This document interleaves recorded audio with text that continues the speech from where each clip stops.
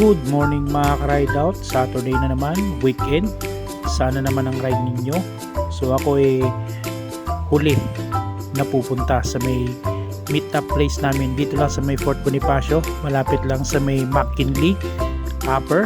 So dito na ako dumaan sa may Palar, sa may Commando Bridge going to Market. So solo lang ako dito, tamang chill padjak lang ngayong umaga. Then umikot ako dito sa may 30th Street sa BGC. So tanaw lang sa magagandang tanawin at mga nakakasabay kong kapadyak natin dito.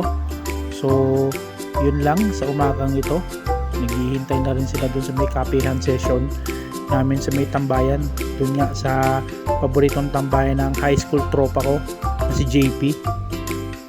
Ang isa pang napansin ko dito, mga past years dito sa 30th Street, ang daming nagbibisikleta. Ngayon umunti or transfer na sila doon sa may MOA.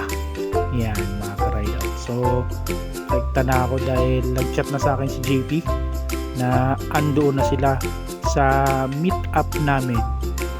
FYI din pala, kapag weekdays kayo magbabike dito, nagki-clearing dito mga ka-ride out yung mga marshal at saka yung mga police, kasi nga may mga nagsusundo dito mga sasakyan dito sa mga mamahaling school na to dito sa likod ng BGC sa 30th Street. So andito na ako sa may tambayan namin. So umorder na si JP ng kape para sa tamang chill lang namin. Yan si JP, yung high school tropa ko.